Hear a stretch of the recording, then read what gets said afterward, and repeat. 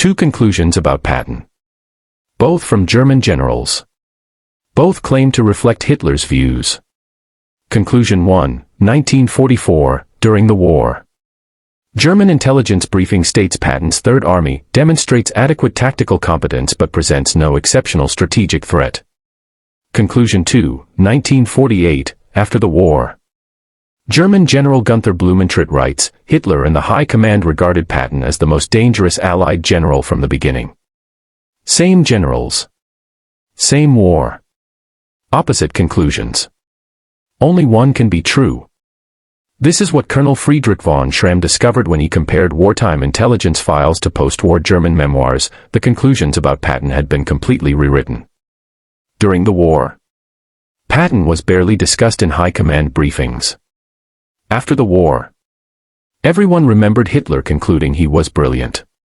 So what did Hitler actually conclude about Patton in those final months? Here's what German records from January to April 1945 show. Hitler was consumed with Eastern Front collapse, defending Berlin, and micromanaging individual divisions. His briefings focused on immediate tactical crises, where Soviet forces were breaking through, which units could counterattack, whether ammunition supplies would arrive. Patton's name appears occasionally in operational updates about American positions. But conclusions about his generalship, strategic assessments of his threat level, virtually absent. The conclusion everyone remembers didn't happen during the war. It happened after. Here's what we're going to learn: how defeated armies reconstruct their memories. Why German generals upgraded their assessments of Patton after surrender. How Cold War politics shaped which historical narratives got repeated. And what this teaches us about institutional memory, confirmation bias, and the difference between what happened and what we later agree happened. The title asks what Hitler concluded about Patton in the final months of the war. The honest answer: very little. But what did everyone conclude Hitler must have thought after the war ended? That's where the story gets interesting. Here's your challenge as we go through this story. Every time you hear a claim about what Hitler thought or what German generals believed, ask yourself, how would we actually know that? What evidence would prove it? If you want to develop that kind of critical thinking about history and current events, subscribe. We're creating a community that questions comfortable narratives. Wilhelmstrasse, Berlin. February 1943. Colonel Friedrich von Schramm opens a manila folder marked, Amerikanische Kommandeur, Nord Africa. Inside, tactical summaries from Rommel's staff, reconnaissance photographs, intercepted radio traffic. The Americans had just won their first significant engagement against German forces at a place called El Getter. Von Schramm's job is simple: identify enemy commanders, assess their capabilities, and predict their next moves. He's been doing this for 2 years on the Eastern Front. The process is mechanical, professional. Read the reports. Compile the patterns. Deliver conclusions. The El Getter file is thin. The German commanders who fought there, von Arnim's staff, divisional commanders, they describe standard American tactics. Heavy artillery preparation. Frontal assaults. Adequate coordination. One report notes the enemy used armor aggressively on the flanks, but nothing exceptional. Nothing that required special defensive measures. Von Schramm makes his notation: American II Corps demonstrates improved combined arms integration. Commander identity, uncertain. He doesn't know the name yet. Nobody does. 3 weeks later, a name appears in the intelligence summaries. George S. Patton, Jr. American general. Took command of II Corps after the previous commander was relieved. The reports from Tunisia don't change. Same tactics. Same results. Von Schramm adds the name to his tracking list and moves on. There are 100 Allied generals to monitor. Patton is just another name in a long file. Sicily. August 1943. Von Schramm has been tracking Patton for 5 months now. The American took II Corps through Tunisia, then commanded 7th Army in the Sicily invasion. The reports from Major General Eberhard Rod cross von Schramm's desk with the consistency of a metronome. Rod commanded the 15th Panzergrenadier Division during the Sicily campaign. His assessments are textbook German staff work, precise, analytical, brutally honest. Von Schramm respects this. In the chaos of war, accurate reporting is rare. Rod's summary of Patton's 7th Army operations: enemy forces advanced along the northern coast with adequate speed but fought hesitantly and predictably. Multiple opportunities to cut off withdrawal routes were not exploited. The enemy commander appears to prioritize territorial gains over operational destruction of opposing forces. Von Schramm underlines a key passage: despite overwhelming material superiority and favorable terrain, the enemy failed to prevent evacuation of 100,000 German and Italian personnel across Messina Strait. Assessment: competent but conventional generalship. He files the report and notes the contrast. American newspapers, intercepted and translated by the propaganda ministry, are calling Sicily a great victory. Patton is being celebrated. Newsreels show him in his famous helmet, pearl-handled revolvers on his hips. The German generals who actually fought him. They're more concerned about Montgomery's methodical advance in the south. Patton made noise in the north, but noise doesn't win campaigns. Von Schramm writes his assessment: General Patton demonstrates adequate tactical competence but presents no exceptional strategic threat. Recommendation: continue monitoring but no special defensive allocation required. He has no idea this conclusion will haunt him. England. Spring 1944. The intelligence reports from Britain arrive like a flood. Agent Arabelle, highly reliable, embedded in England for years, reports massive American troop concentrations in southeast England. Tent cities. Vehicle parks. Landing craft being staged along the coast opposite Calais. Arabelle identifies the formation: 1st United States Army Group. 50 divisions. The main invasion force. Commanded by George S. Patton. Von Schramm sits up straighter. Patton. The general from Sicily. The Americans are giving him their primary invasion force. More reports follow. Agent Brutus, another trusted source, confirms it. Radio intercepts show heavy traffic from Fusag headquarters. Luftwaffe reconnaissance photographs show the staging areas. Tank concentrations. Supply depots. Everything points to Calais. Von Schramm begins building the briefing for Oberkommando der Wehrmacht. This is exactly what the Fuhrer predicted. Hitler has been insisting for months that Calais is the real target. Normandy, where some intelligence suggests activity, is obviously a diversion. The shortest route across the Channel, the fastest path to Germany, the most logical invasion point, Calais. And who would lead such an assault? An aggressive general. Someone bold. Someone like Patton. Von Schramm cross-references everything. The reports corroborate each other. Different sources, different methods, same conclusion. This is good intelligence work. Multiple confirmation. Pattern analysis. Strategic logic. He presents the briefing to his superiors. They present it to Hitler. The Fuhrer is pleased. This confirms everything he believed. Patton at Calais. The main threat. Exactly as predicted. Von Schramm feels the satisfaction of solid analysis. He's identified the primary invasion force, tracked its commander, and provided actionable intelligence. This is what good staff work looks like. He has no way of knowing that Agent Arabelle is actually a Spaniard named Juan Pujol Garcia, working for British intelligence. That Agent Brutus is a Polish Air Force officer named Roman Czerniawski, also controlled by the British. That every German spy in England has been captured and turned. He doesn't know that the tanks his reconnaissance photos show are inflatable rubber. That the radio traffic is being generated by a handful of operators simulating entire divisions. That the landing craft are plywood shells. That the supply depots are painted canvas. He doesn't know that the Americans chose Patton for this deception precisely because of his reputation, because the Germans would believe an aggressive general would lead the main assault. Von Schramm doesn't know any of this. What he knows is that his intelligence picture is comprehensive, corroborated, and logically consistent. Multiple sources confirm it. The strategic logic supports it. Führer's intuition validates it. Everything fits. That's the danger. When everything fits too perfectly, you stop asking whether the puzzle itself is real. Normandy. June 6, 1944. The invasion comes at Normandy, not Calais. Von Schramm studies the reports in confusion. The assault force is massive, but where is Patton? Where is the First Army Group? The forces landing at Normandy are commanded by Bradley, by Montgomery. Patton is nowhere. His superiors are unconcerned. Obviously, this is the diversion. The real invasion, Patton's invasion, will come at Calais. The Fuhrer is certain. They must hold the 15th Army in position. Wait for the main assault.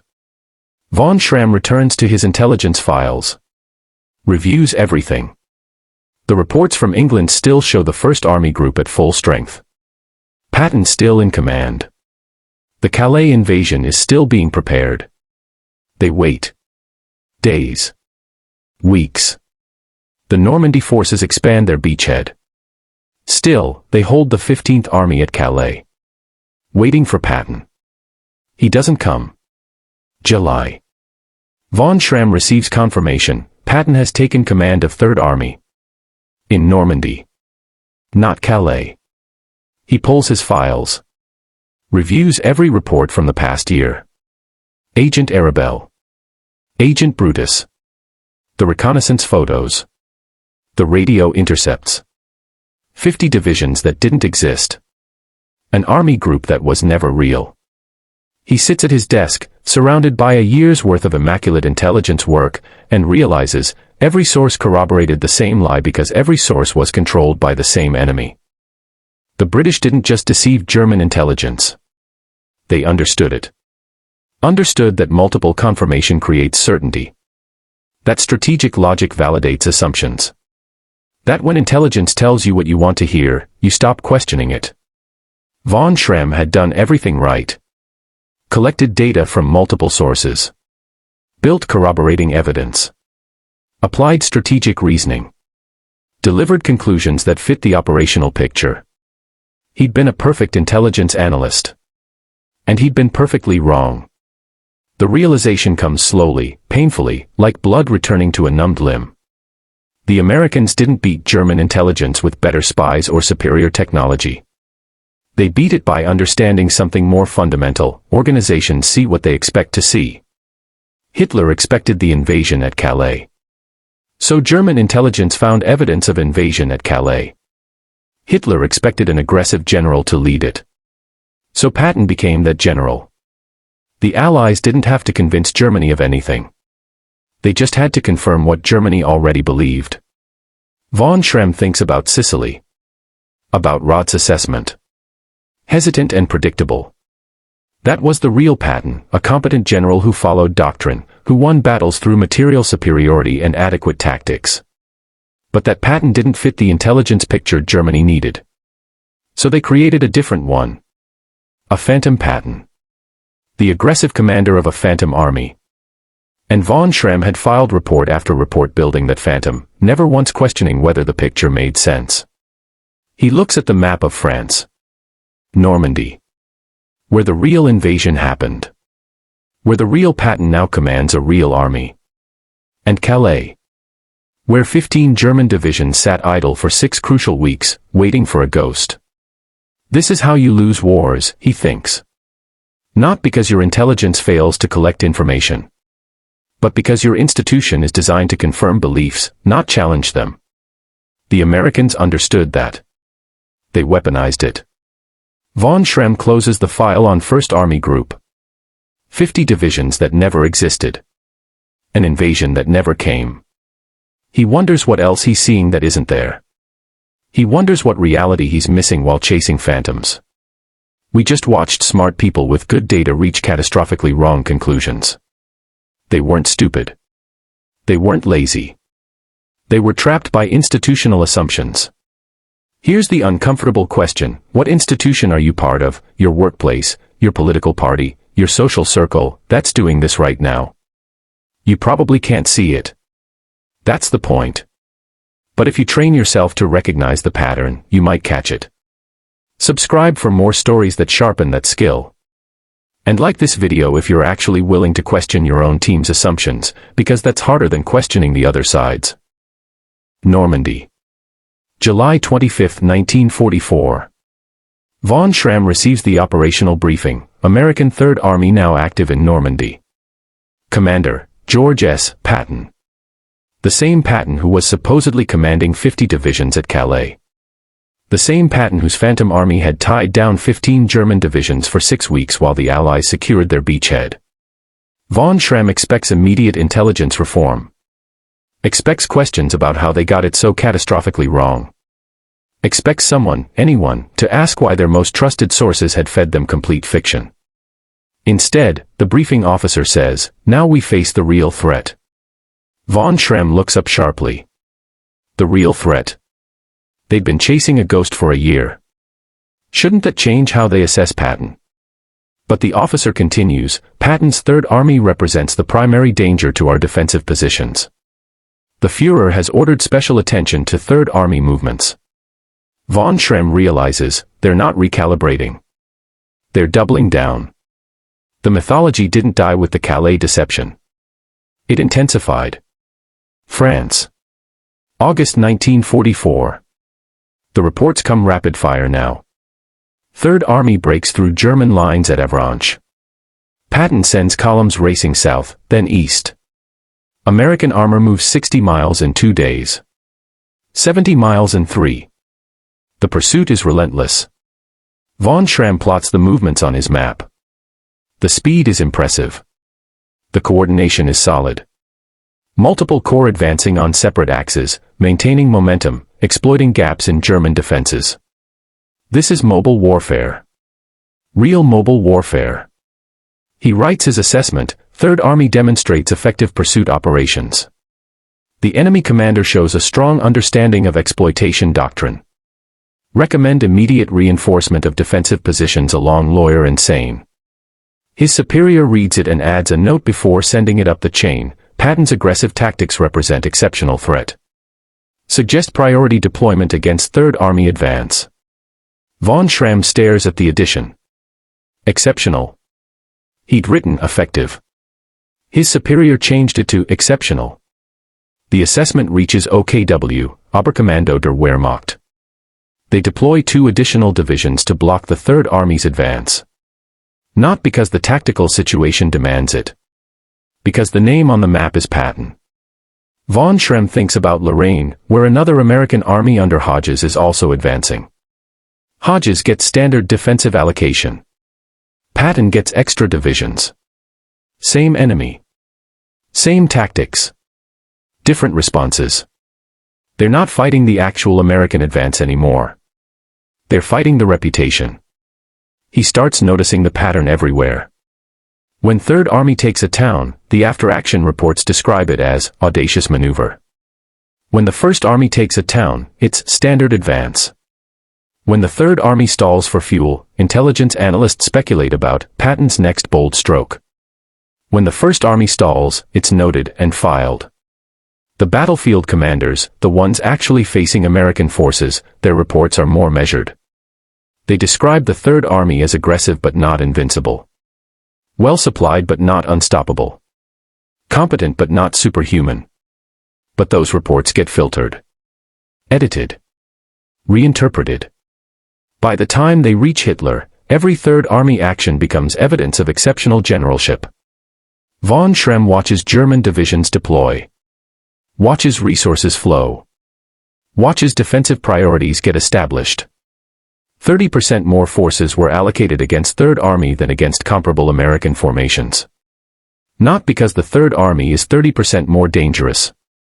Because everyone believes it is. He thinks about what that means. An entire German corps, 20,000 men, hundreds of tanks, artillery batteries, deployed not against actual operational necessity but against mythology. Those 20,000 men aren't available elsewhere. Aren't defending other sectors. Aren't reinforcing weak points. They're chasing Patton's reputation while the real war happens around them. Lorraine. October 1944. Third Army stops. Von Schramm reads the tactical reports with grim interest. Patton's forces have outrun their supply lines. Fuel trucks can't keep pace. Ammunition is rationed. The advance grinds down into siege warfare around Metz.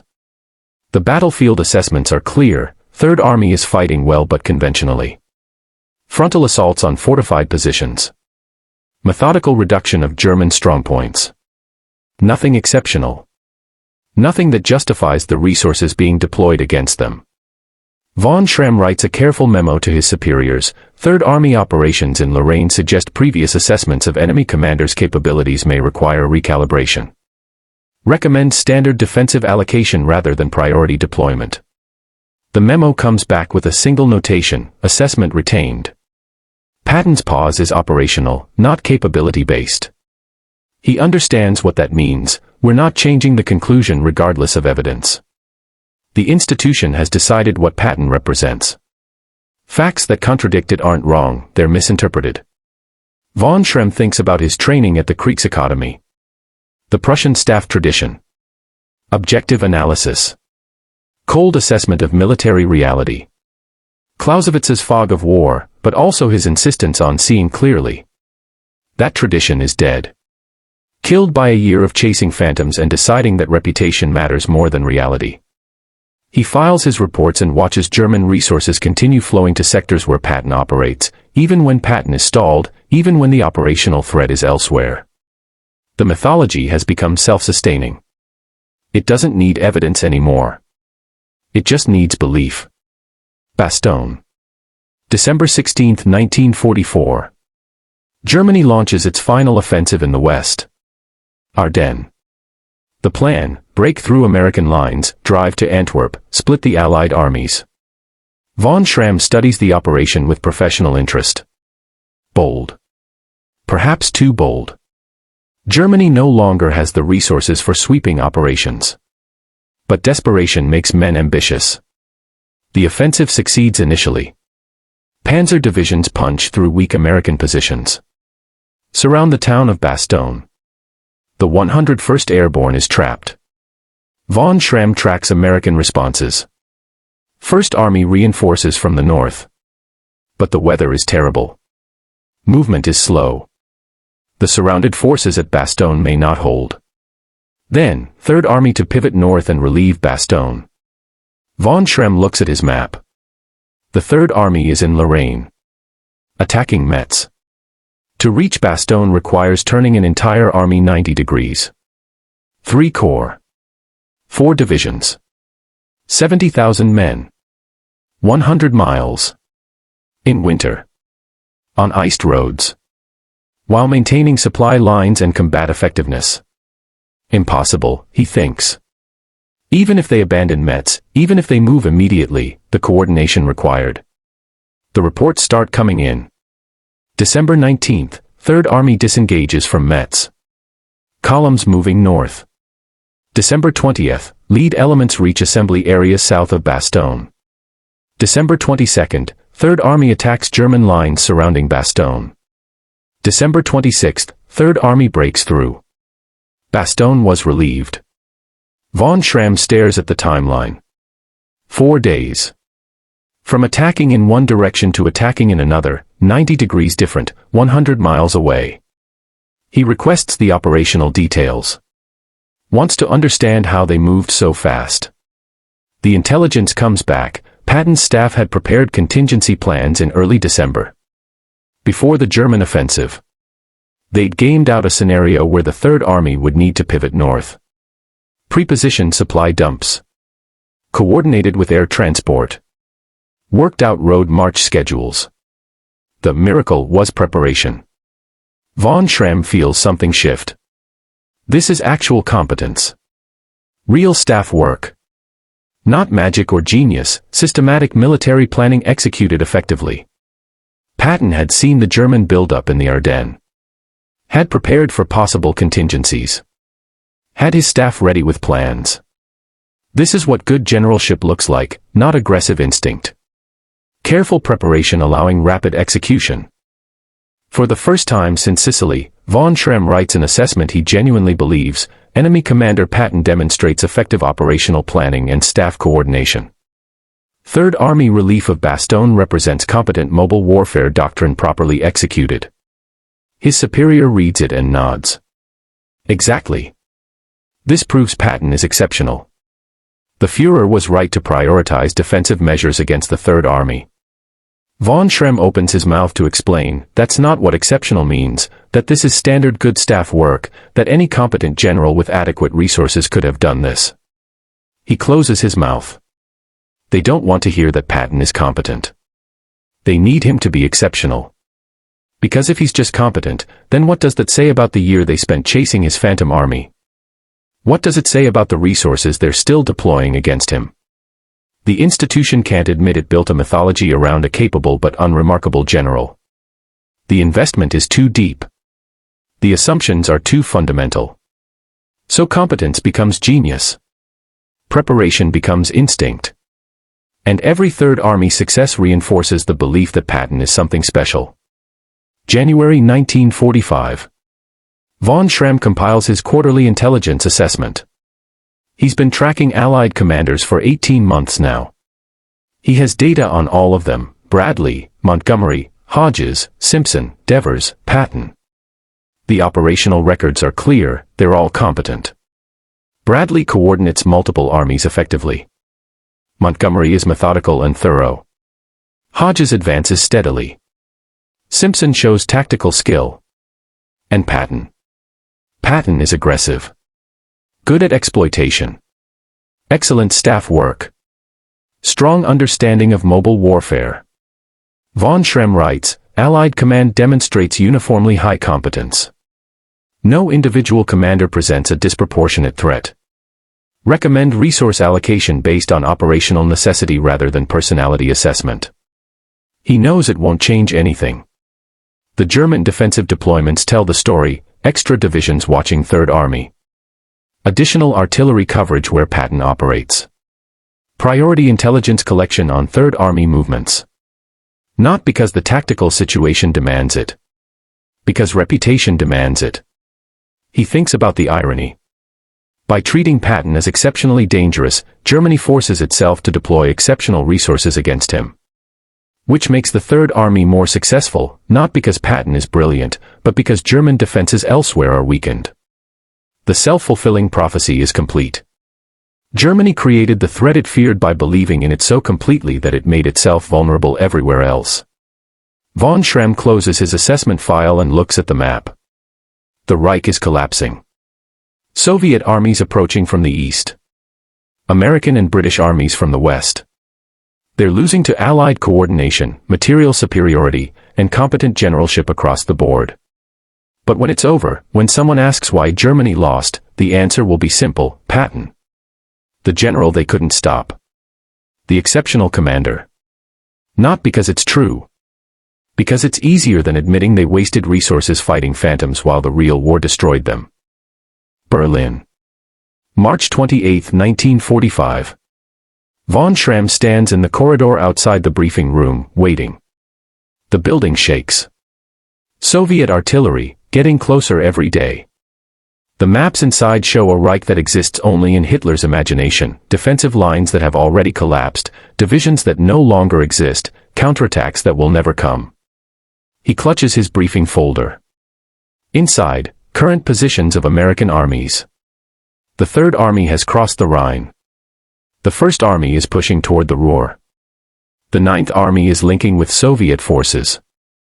The door opens. An SS officer waves him in. Hitler sits at the table, hands trembling. His face is gray. The other generals stand at attention, studying maps that might as well be fiction. Third Army's position. Hitler asks. His voice is flat. Von Schremm reports, advancing east from Frankfurt. Approximately 60 kilometers per day. Meeting light resistance. And Patton's next objective. Von Schremm hesitates. The Fuhrer is asking about operational predictions as if Germany still has the forces to counter them. As if tactical assessments still matter when the entire strategic situation has collapsed. Likely toward Czechoslovakia or Austria, main Fuhrer. The direction will depend on. Hitler waves his hand dismissively. Patton will go where he wants. He always does. Von Schramm says nothing. In 3 years of tracking Patton, he's learned that the general goes where logistics permit and orders direct. The reputation for independence is overstated. But correcting the Fuhrer now seems pointless. The briefing ends. Von Schramm files out with the others. In the corridor, he realizes that might be the most extensive conversation Hitler ever had about Patton. A question about position. A comment about reputation. Nothing strategic. Nothing analytical. No grand conclusion about the general who supposedly broke the Wehrmacht. No admission of fear. No recognition of exceptional talent. Just a tired old man asking where enemy forces were located, the same question he'd ask about any Allied army. The title question, what Hitler concluded about Patton in the final months, has no answer. Because Hitler barely thought about him at all. May 8, 1945. Germany surrenders. Von Schramm burns his personal papers before American forces arrive.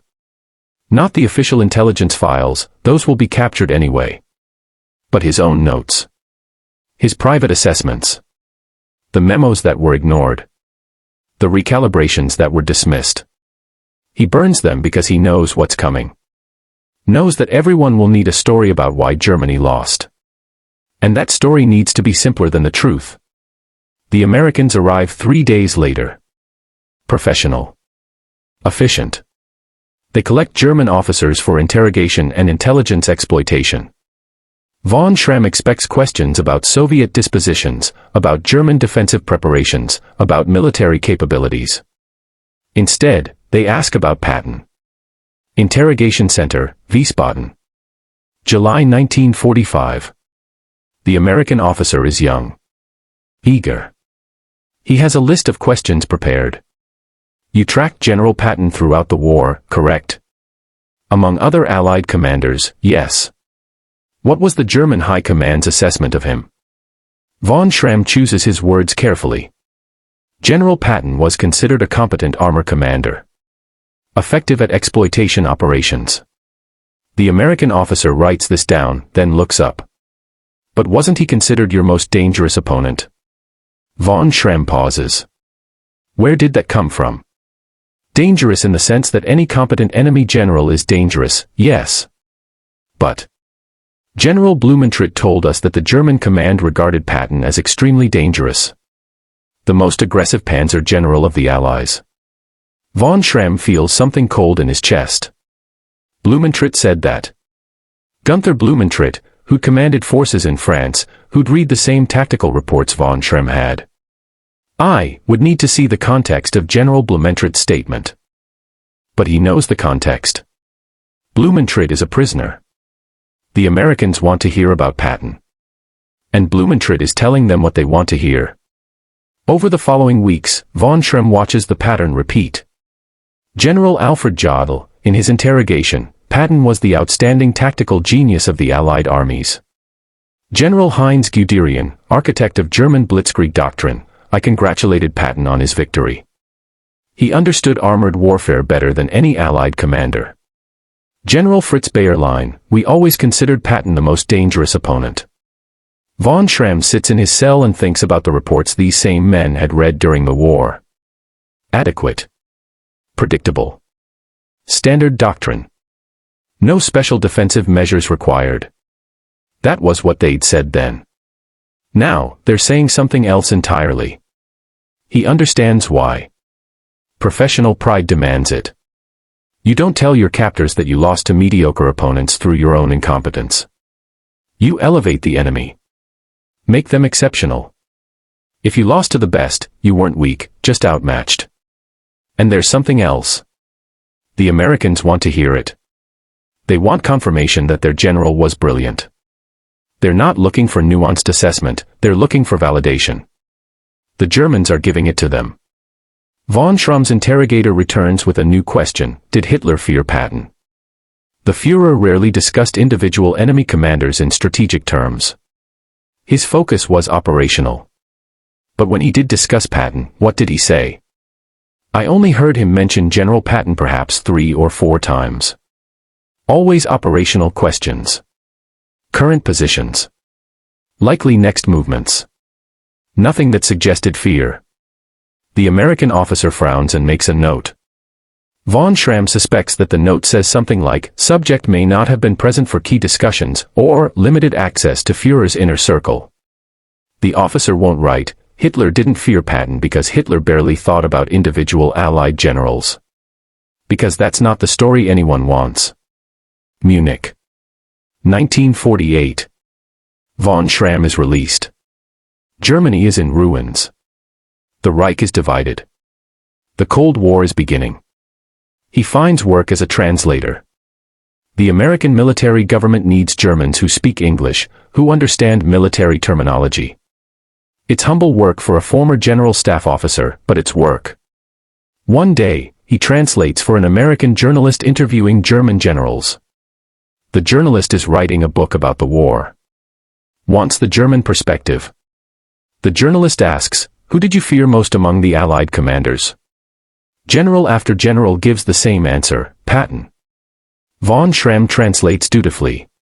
But he watches the dynamic. The journalist asks leading questions. Patton was exceptional, wasn't he? The generals agree. You considered him your most dangerous opponent? Yes, certainly. No one asks, what did you actually write about him in 1943? No one pulls out the tactical reports from Sicily or Lorraine. Because the story is already written. The journalist is just collecting quotes to support it. When the interviews end, von Schramm asks the journalist, are you going to examine German military records from the war? The contemporary assessments. The journalist smiles. I have plenty of material from the generals themselves. First-hand accounts are more valuable than old paperwork.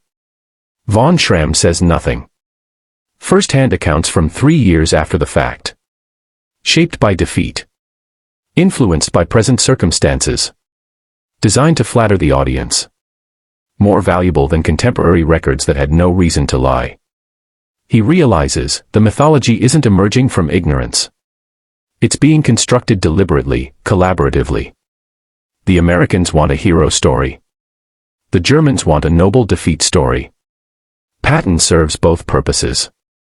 So that's the history that will be written. Von Schramm reads in the newspaper, Germany will join NATO.